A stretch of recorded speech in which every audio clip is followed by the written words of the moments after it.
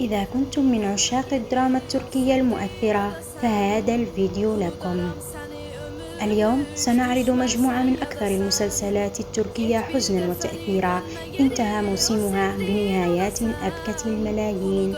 نبدأ بأول أسطورة، مسلسل الحفرة.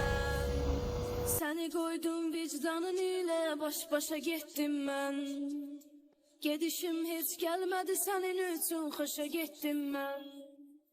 Unutuldun sen benim için vefasız bir insan. Sana yaraşan ile teklidir tek yaşa gittim ben.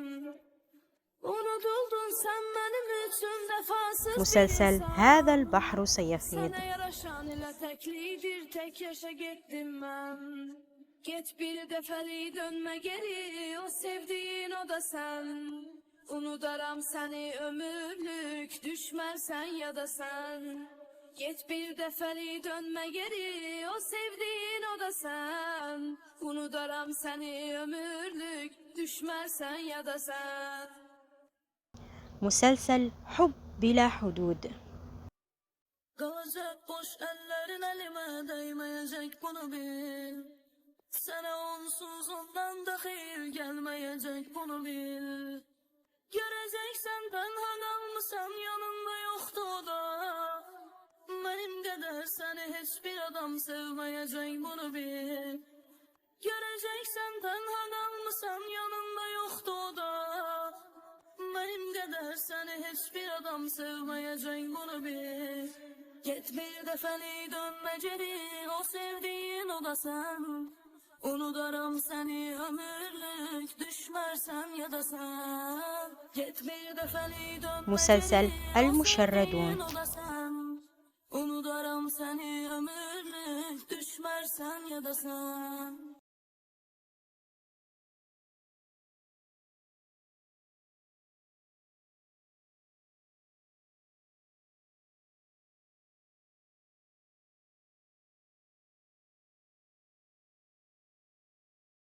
Ne kadar sen sefleri مسلسل dildin, göz المنظمة. yumdun yine de. Danışırdın hemşe yalanları yadı biri tekmene de. Senden sonra ele bir defnen yüz yüze geldim ben. Benim kimi gözyaşı tükesen arzundur sene de. Senden sonra ele bir defnen yüz yüze geldim ben. Benim kimi gözyaşı tükesen arzundur sene de.